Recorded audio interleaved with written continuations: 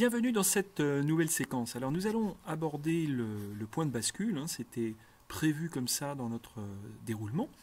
Ce point de bascule est une idée qui a été développée par Malcolm Gladwell.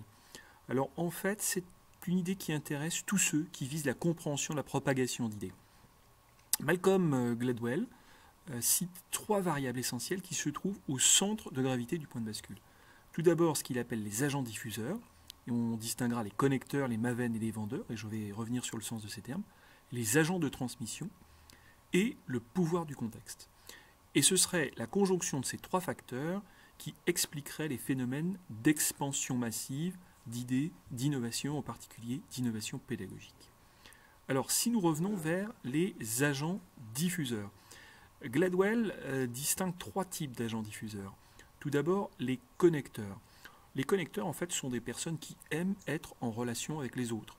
Ils ont un contact facile, une grande empathie. Ils font du lien social, ils créent du réseau. Ensuite, il nous parle des maven. Les maven, c'est un terme d'abord qui vient du yiddish, qui décrit ceux qui aiment apprendre. Donc ce sont des personnes qui savent un peu de tout, sur tout, qui s'intéressent, qui ont de la curiosité pour rentrer dans les notices techniques où les autres ne vont pas. Et puis enfin, un troisième type de personnalité, ce sont les vendeurs, donc des personnes qui sont capables de concrétiser des idées, de les mettre effectivement en réalisation. Donc le premier facteur est un facteur humain.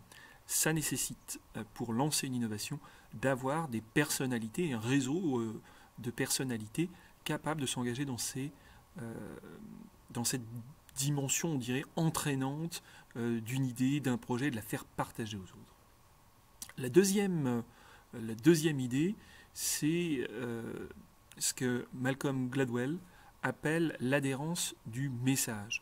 Il ne suffit pas qu'il y ait une personne qui a une bonne idée, faut-il encore que le message soit adhérent, que ce message soit retenu facilement, un peu comme du marketing, une ritournelle, un message fort. Alors, ce message va être fort parce qu'il va être à la mode, parce qu'il va être tendance, parce qu'il va reprendre des codes du moment. Il va tout de suite toucher la dimension émotionnelle lorsqu'on est dans le domaine social. Cette adhérence du message, elle est de plus en plus difficile parce que dans un monde marketing où il y a foisonnement d'idées, de brevets, d'informations, j'avais rappelé qu'il y avait eu une explosion phénoménale des informations. On parle maintenant de zeta-octets pour décrire le nombre d'informations disponibles en ligne. Donc, la question à se poser, c'est comment mon message est adhérent, comment il pénètre facilement les personnes et les idées.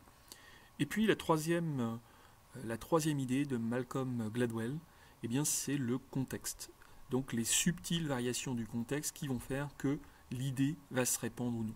Alors par exemple, sur le contexte, eh bien, Malcolm Gladwell donne l'exemple de la reprise par le maire de New York d'un combat contre la criminalité, et il va indiquer que simplement avec sa politique du zéro carreau cassé, donc un remplacement immédiat de tous les carreaux cassés, un effacement rapide de tous les petits graffitis, eh bien on va changer une simple modification de l'environnement et faire en sorte que la criminalité régresse parce qu'elle est combattue dans les plus petits espaces.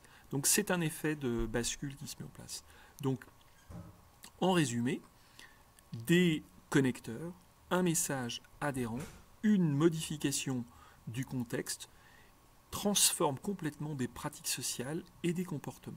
Ça, c'est extrêmement important pour des innovateurs en matière de pédagogie de se saisir de ces trois dimensions. Merci.